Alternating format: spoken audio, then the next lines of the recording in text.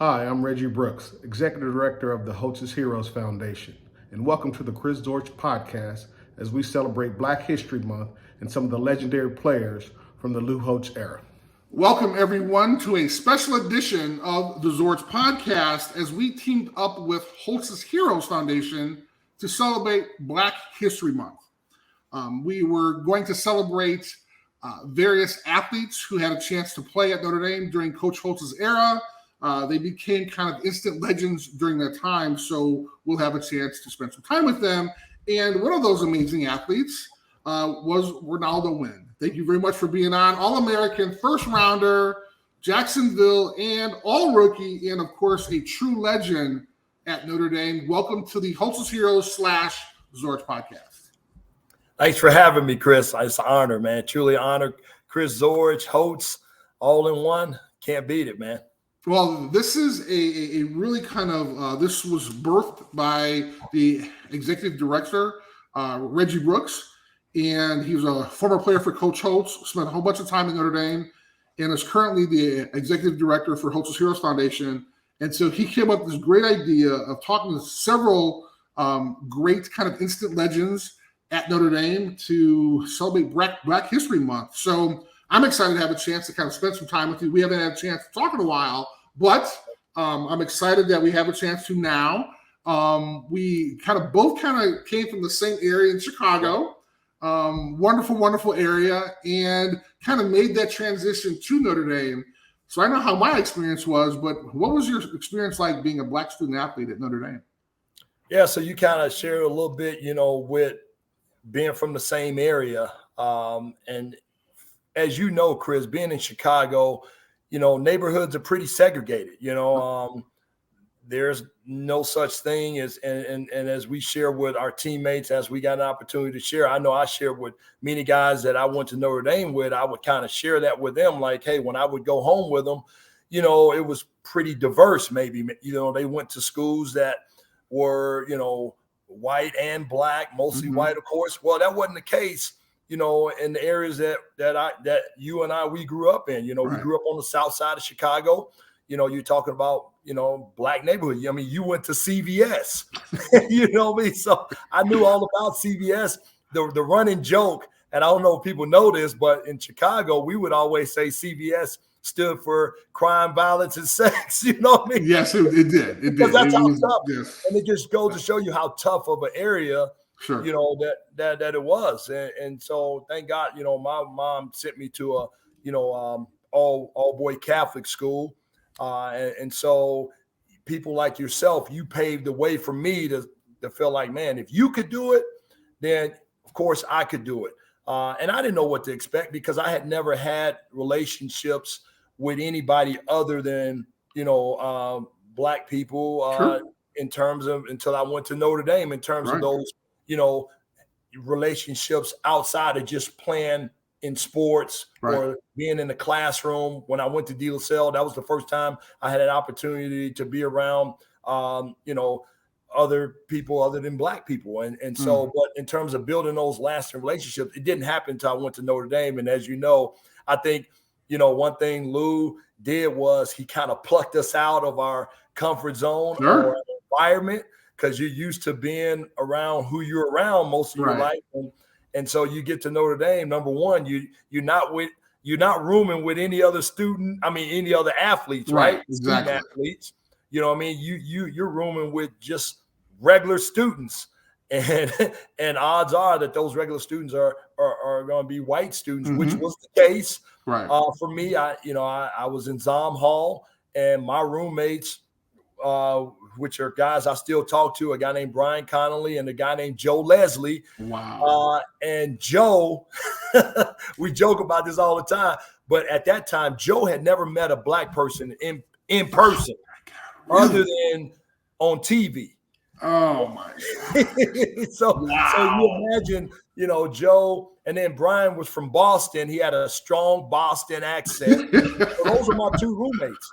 And regardless of the situation, I knew where they were from. I saw their name and they knew where I was from. And I'm sure we both had certain stereotypes going in our mind about what to expect, right? And so I want to say the first week, there was not even a conversation had. You know what I mean? Wow. Between me and my two roommates. The ice wasn't broken until my other teammate, a guy named Cliff Stroud, who lived on the second floor. Same situation. He had two roommates that were white students.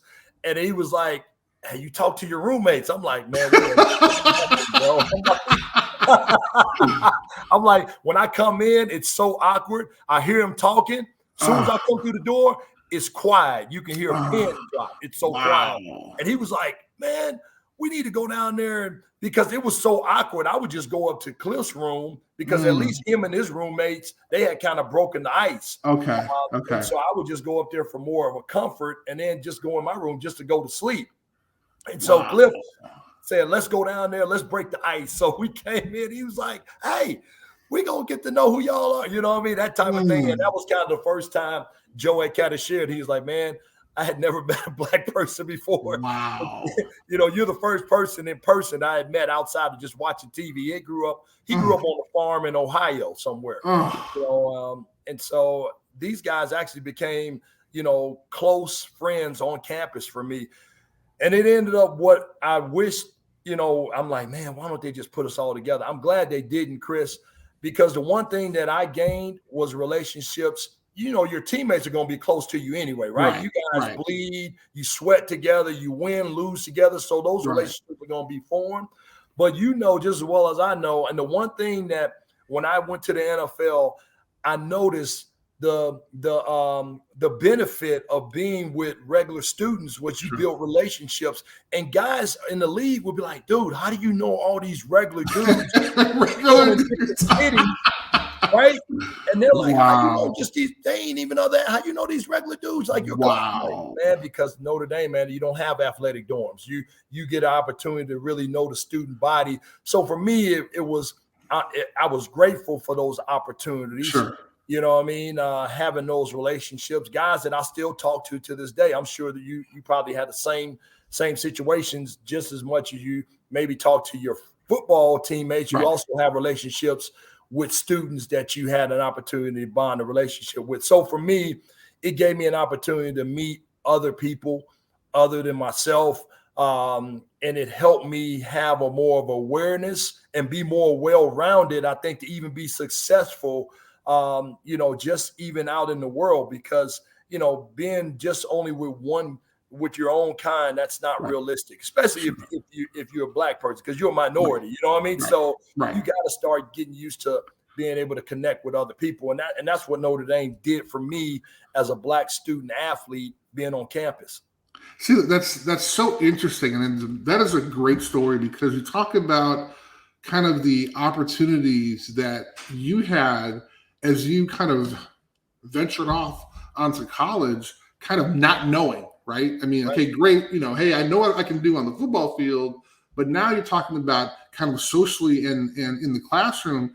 And the crazy thing, a lot of folks might not know, I know I didn't know this, but Notre Dame was only 90 miles from Chicago.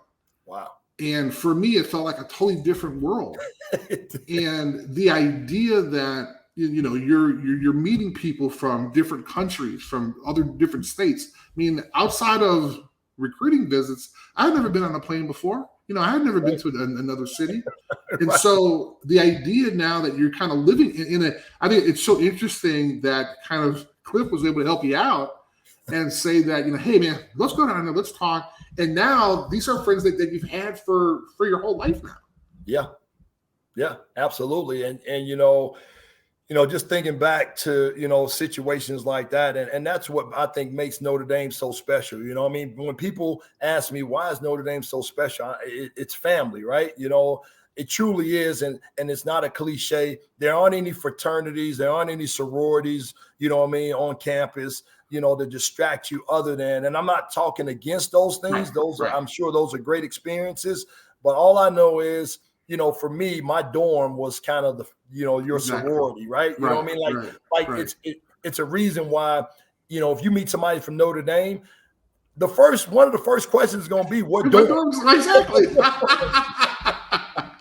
And then it's funny because, like, whatever dorm you say, I mean, there's a couple hundred people in each dorm, but all of a sudden, like, the the personality is almost changed, because not like, you're from Zion. Oh man, Zion, with that kid, man, I'm from Planner or whatever, Right. And so it's so funny, because that's kind of the way your personality kind of taken. This is kind of 10, 15, 20 years later. That's hilarious.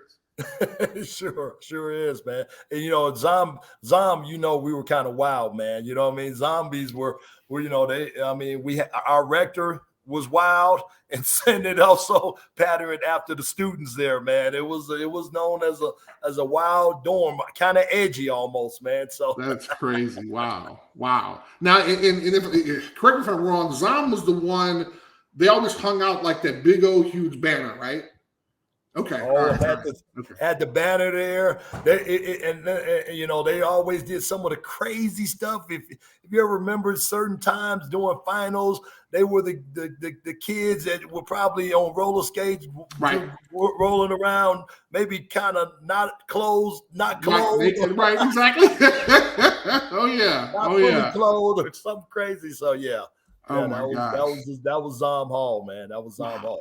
Well, and so my next question is really kind of a follow-up. So after your first year, right, at Notre Dame, then you go back home.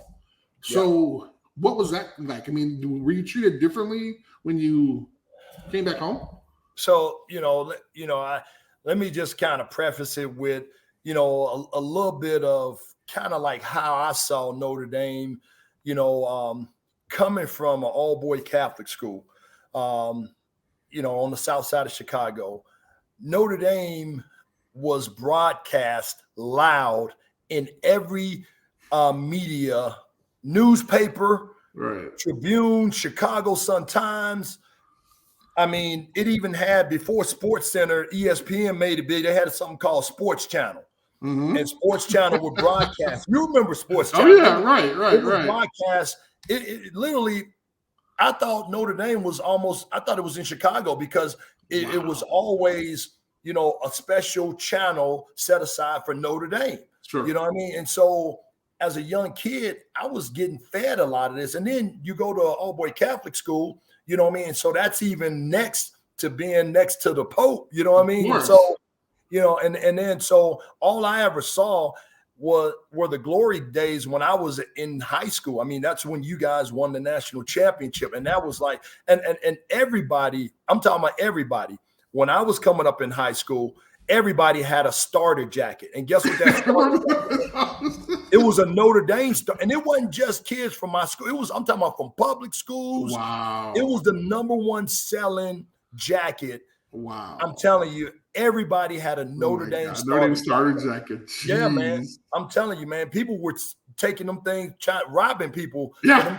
Notre Dame starter jackets, man, with Notre Dame starter hat. Game bangers were wearing them. I mean, it was at its height. When you guys won the championship, I was in high school from 88 to 92. Okay. So you guys had just won the national championship in 88. Right. And so that was at height, man, of just the brand of Notre Dame itself. Everybody, in the hood had a Notre Dame starter jacket on. And so you guys, I mean, you were the reason why I went to Notre Dame, Chris. You don't know that, but because you're a Chicago kid, number 90, 97, for the Bears, of course, but 50 at Notre Dame, and so I felt like, man, that was like, man, it could actually happen for myself. I didn't know that. Wow. Oh yeah, man. Oh yeah, man. So, being in Chicago, being at an all-boy Catholic school, Moose Krause went to my high school. Yep. One of the great Notre Dame, legends. Yes. And so, for me, man, I knew a lot about the history. My first visit was an unofficial visit. I met Derek Brown. I was like, man, you know what I mean? It was, dude, I'm just telling you, it was just amazing. It was like maybe somebody meeting Michael Jordan, you know what I mean? And something like that. That's what it was for me when I had a chance to connect with you and so many of the guys. So I didn't know about the Brian Youngs. I didn't know about the Tom Carters or the OGs, Oliver Gibsons. Okay. I knew about you guys, the '88 team. You know what I mean? The John Foley's, another Chicago kid, All-American. That went to St. Rita, a school that I was supposed to go to. I was supposed to go to St. Rita. Oh, wow, I didn't know that. Yeah, another kid that my high school coach, Tim Grunhart, Gruny. My high school coach coached Tim Grunhart at St. Lawrence. And so he was like, hey, I never said this to a kid before, but I coached Tim Grunhart. He made it. I believe you can make it. So that was my history summed up right there. And so when I went to Notre Dame, it was truly a dream for me to go to Notre Dame because I was already a fan. You know what I mean? I already bled Irish before I even had a chance to even go there, man, because of everything that it encompassed, man. So, I mean, I knew it was a special place even before I had an opportunity to commit to Notre Dame. I knew it was a special place. Wow. Again, thank you very much. I had no idea, but thanks. That's great. Oh, yeah. So we're going to fast forward a little bit, and not very many people have this opportunity, but what was it like to hear your name called as a first-round draft pick in the National Football League? I mean, that's a dream of every kid who actually plays, and it actually happened to you. So, what was that experience like? Yeah, it was like a dream come true, something that came to fruition. Before that even happened, a whole year, fast forwarded a year before, my goal, I was going to leave and go into the draft early. I had already graduated. So when I got there, I redshirted as a freshman. So I had an extra year. So when I got to my fourth year, I had graduated. You know, you see those guys that came in with you in your class, the Derek Mays, guys like Bobby Taylor, Paul Grassmanis, who became your teammate, with the Bears. Those were all the guys who who were in my class. And so my goal, probably pridefully, was like, hey, I'm going to go in the draft as well. You know what I mean? I want to leave out with my class, but I had an extra year of eligibility, and I had kind of done a little research, and talked to a couple of people. They said, hey, 3rd round draft pick, maybe 3rd or 4th round draft pick, will kind of be the deal. I was married already in college too, Chris. So my wife and I, we were just like, hey, we think it's time. I went to talk to Coach Holtz. He kept me waiting. It was right at the end of the season, right after the bowl game. And I went in to go talk to Coach to let him know the news. Man, he kept me waiting forever, man. He finally brought me in the back of the office. He probably knew what it was about. Oh, he exactly knew what he was doing. Right. Yeah, man. And I guess he didn't, didn't break me from leaving. So as soon as he brought me back, he broke out the pipe. He starts talking to me, and I said, Coach, I just wanted to share with you, I would like to go ahead and forgo my extra year of eligibility. I've already graduated. I like to go into the draft with my class, Paul Grassmanis, all these other guys. And I appreciate every opportunity you've given me. And so my wife and I, as you know, we make a decision together. I gave him this whole spiel. So Lou starts to tell me about a story. And Lou is very convincing, and he's telling me about a gentleman. I can't remember his name, but he was in my same situation. He wanted to forgo his last year, and he starts talking about how he felt like this guy wasn't ready. And he felt like this guy needed to stay for an extra year, but he didn't. And he started to talk about how he told the scouts about this gentleman and how he wasn't ready to go into the draft, He can make his decision. And he starts saying, do you know whatever happened to this guy? And I'm like, no, I don't know what happened. He said he never got drafted. He never got drafted. I gave him the truth of what I felt. He's doing well now. He's working for a stock exchange, something like that. He's doing well. He said, so I just leave it to you. If you feel like you want to leave, I'm going to tell the truth for what I feel like to the scouts when they come and talk to me. I don't think you're ready, but you make your decision. I sat there it wasn't long. I said, I'm coming back for another year, Coach. Wow. So, I guess here's the question then after that. I mean, you leave his office kind of stunned. Oh, I was pissed. And then now you got to go talk to your wife and say, honey, we're going to hang out in South Bend another year? Exactly. I was, look, the word, I can't even say what I was saying when I left that office. Oh, my gosh. I was ticked. I was pissed. My wife, I didn't have no cell phone or nothing to call her and tell her about, but it took me forever to go back because we lived at that time in an apartment off campus at the Points. We were at the Points up the road. So it took me probably forever to get home. I didn't even want to come. I didn't even want to come back in the apartment. I'm like, and when I finally came back, she was like, "Oh, did you tell him?" I'm like, "Yeah, we're coming back for another year." I'm like, she was so mad. I don't think she talked to me for a week. You know, I say all that to say, even though at the time, man, I felt duped, I felt upset, you know, but I had a couple of guys that kind of shared with me. One guy was Charlie Strong. He was the defensive line coach at that time. It came in and he was like, "Look, Reno, you know, I know you're upset, but," he said, "I promise you, you coming back for another year. You thought, you know, okay, 3rd round was going to be good, 4th round." He said, "I promise you, you come back for another year." He said, "You got my word." He said, "I promise you, you're going to be a 1st round draft pick." He said, "I'm telling you." And that kept me sane for one. It gave me a peace and that I made the right decision, even though coach probably made it for me, but he was right. And fast forwarded to your question, Chris, it came with a lot of sacrifice. It came with a leap of faith. You know what I mean? A lot of stuff I had to overcome. Yeah, I mean, when I saw my teammates getting drafted and I'm still on campus for an extra year, I kind of knew what at that time Devo maybe felt like. Devon McDonald, who came back for a 5th year.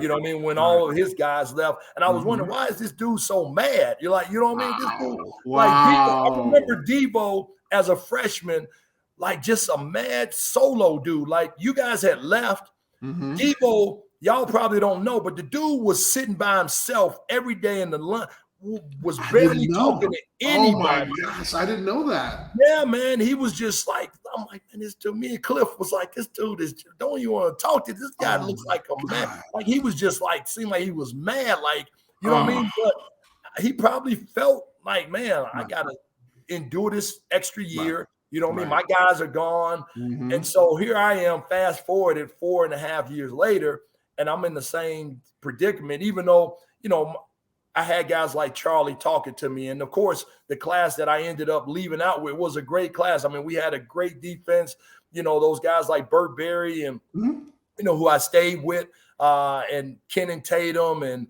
you know, all of those guys who were a year under me. We had a great year. Ron Paulus ended up being the quarterback that year, you know, but again, I think I was the only 5th year guy that stayed back that year. One of the only 5th year guys that stayed back in that year. Maybe an offensive lineman stayed back too. But yeah, when my name was called, man, it was just like, man, it all worked out, man. It was like the sacrifice paid off, right? It was like a big weight off of my shoulders, man. That like, man, Charlie was right. You know, that was the best decision. So when I hated Lou, I end up loving Lou, right? Right? That's how it all is, right? Oh, that's hilarious. So would you say, and I mean, obviously, I think I know the answer to this question. I mean, how did Notre Dame prepare you for the NFL? It prepared me because there is no bigger pressure than playing at Notre Dame. And it almost like it echoed. You believed it, and it was true when Lou would tell you, if you make it here at Notre Dame, you can make it anywhere. Right. But he's not lying because, you know, it's more than just being an athlete, right? I mean, you got to be a student, you know. You know, you're not gonna get passed over. You know what I mean? Because, you know, like a lot of your NFL teammates maybe got passed over at other schools because they were the top athlete. You're gonna go to class, you're gonna study, you know what I mean? And if you don't believe it, fat meat is greasy, as the old folks used to say. And it almost became true for me, Chris. I was on academic probation, you know, my 2nd year. You know what I mean? Me and another guy named Thomas Knight, a guy named Alton Maiden, Cliff Stroud was almost there as well. But man, I was on academic probation, and the guy was basically just saying, "Look, y'all ain't gonna make it here." Y'all ain't gonna make it here at Notre Dame. You know what I mean? And you guys have not done what you need to do academically. And he was right, man. I mean, 2 out of the 3, got kicked out. You know what I mean? T. Knight and Alton both got kicked out. It was the grace of God, man. I barely made it. I had to change my major. But it showed me that this is no joke. And it is. It's the hardest. If you can make it at Notre Dame, which I appreciate it, you can make it anywhere, man. Right. You can overcome adversity, use that as fuel. And those will be the times when no matter how hard it will be, I'm like, man, I'm getting paid to play football. I had to go to school and play football and pass, do all those things there. Right.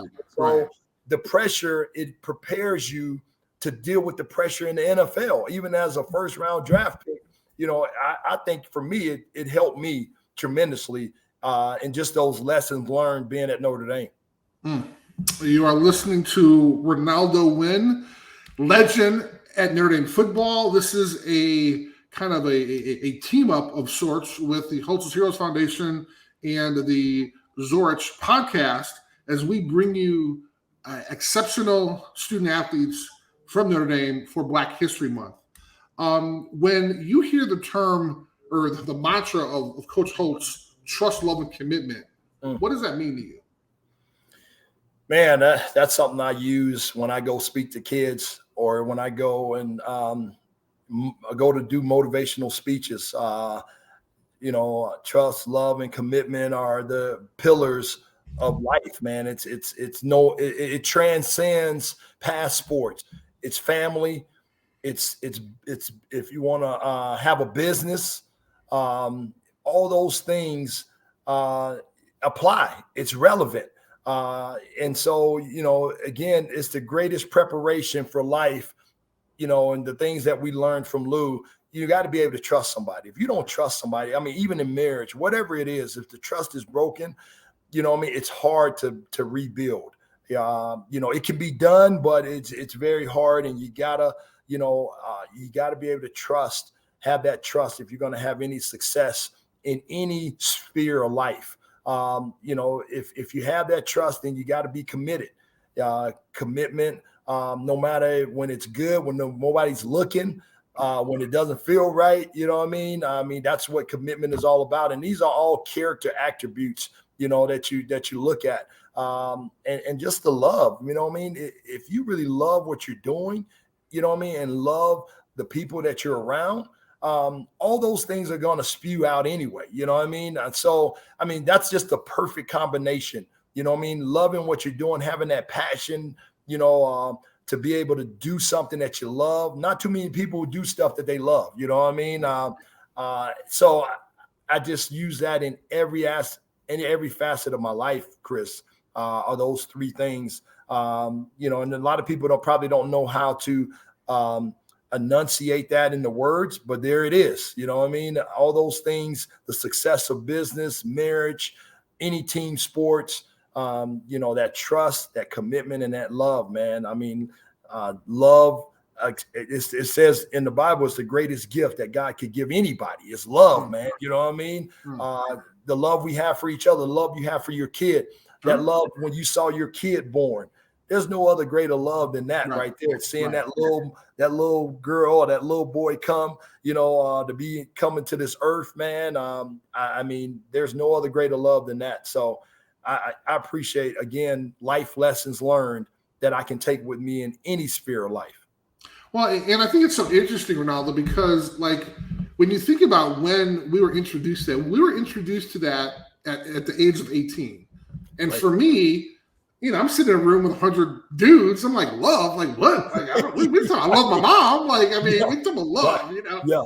So it's kind of so interesting, as you perfectly mentioned, you're talking about business, life. These are lessons that at 18, as Holtz is drawing up plays, he's also talking about life lessons. Right. And, I thought it was so interesting as I'm talking to guys. Everybody, instantly remembers kind of those sayings and how they talk about this is going on in their lives currently.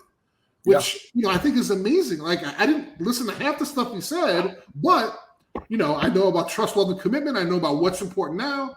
And the idea of these lessons that were learned at 18 really kind of allows us to become better men, better managers, better leaders, better business associates. It's just so interesting how something we learned at 18 really resonates in our lives, and it wasn't given to us by our parents. I think it's so interesting. That's right. Yeah, I mean, no, you're right, Chris. And like you said, being young, you don't see it come to fruition.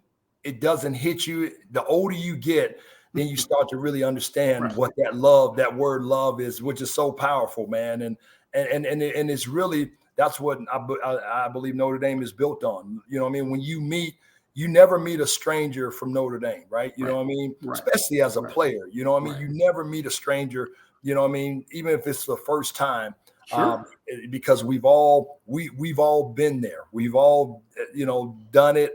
And not to take anything away, but I'm just saying, man, if you've been coached by Lou Holtz, man, I know there are other guys that have been coached, and the Notre Dame experience is the Notre Dame experience. But I'm just telling you, man, I'm so fortunate to have that opportunity to have been coached by Lou, man. I mean, it was truly a blessing for me. That's amazing. It's great to hear because, kind of like what you're saying, as you get older, you realize, right? You start to appreciate the little things. And, I wish I had a tape recorder and I took it to every meeting, because I would love to kind of go back and kind of learn those life lessons, right? Yeah. And if we were only able to come away with a handful of them and we had a chance to become successful, then, he's done his job. But you think about the thousands of people that he coached, and really kind of the ripple effects, right? Yeah. And then you talk about the individuals that may not even had a chance to play in the NFL. So they went and excelled. They used the same attributes that you did, same attributes that I did, and put that in the business community. And then now all of a sudden they're amazing leaders in their industry. Right. Yeah. Yeah. Amazing. So wonderful. Fortunate. All right, so we're actually going to wrap up, and I just want to let you know that this has been a joy talking to you. And selfishly, I look forward to having you on the Zorich podcast, maybe in the next couple of months or something like that. But so we're going to wrap up. If you can kind of share with us what you're currently doing, that'd be great. Yeah, so I've made a transition in the last few years. After I retired from the NFL, I had an opportunity, we talk about relationships. I ended up building a relationship with another coach who is a great mentor of mine, just as Lou, a guy by the name of Joe Gibbs. And so Joe Gibbs hired me to be a part of Joe Gibbs Racing. That's why I'm kind of watching a little Daytona today. Wow. I got my Daytona ring on right now. Oh, that's awesome. A little bit of good luck charm for the guys today. Oh, that's great. But I was fortunate to be a part of Joe Gibbs Racing, and I was the Reggie Brooks. What Reggie is for the Holtz Heroes. Okay. I was serving that role for Coach Gibbs's nonprofit organization. Okay. Which just happened to also be a part of Joe Gibbs Racing. Okay. And of course, Joe Gibbs Racing was one of the funding arms to something that Coach Gibbs is so passionate about, which is his game plan for life. Mm-hmm. So in the same sense, great leaders make great impact. Just as you talked about thousands of people that Lou Holtz has impacted. That's how they're great leaders. Same thing was for Coach Gibbs, because they always give more of themselves to help others than even for their own self. And that's what's the case for Coach Gibbs. And so I was his executive director of Game Plan for Life. Okay. And so Game Plan for Life is exactly what it sounds. It's the playbook to have success for life. And it's using football vernacular experiences to be able to apply it in any sphere of life. Wow. Any sphere, having a game plan. You got to have a game. You got to have a playbook. What's your playbook? You got to have a head coach. For coach, his head coach was God. and just talking about all these football experiences that he learned in the game plan. And so that's what his goal was, to share that with men all around the country and be a part of something great. And along with that, I was able to win a couple of NASCAR championships, 3 Daytona 500s, really an unassuming type of career, kid from Chicago being in NASCAR. That's great. Yeah. Wow. Matter of fact, Derek Brown, he reached out to me last week and said, "Hey man, I'm in Florida. I love to go to Daytona." I hooked him up. He's at Daytona right now, man. Oh my gosh, We're that's one of his great. childhood friends. So if you ever want to go to a race, man, let me know. There we go. And now I'm actually in Vegas. I'm still connected with Coach doing some things, but we open up our own business, entrepreneur, in terms of a small fitness gym called Burn Boot Camp. Okay. Something that my wife had got connected with, and she had been behind me for all those years. Remember, I was married in college, so it was only right for me to really get behind her and her dream. And it's been a great move for us ever since, to come back to Las Vegas, where she's from, and to impact people from a fitness standpoint. So it's been great. Wow, that is absolutely terrific. All right, ladies and gentlemen, this has been another great interview. We'd like to thank Renaldo, obviously, but also Reggie Brooks, the executive director of Holtz's Heroes Foundation. Also, Coach Holtz, for really imparting those life lessons on us little knuckleheads when we were 18 years old. So I think that's great.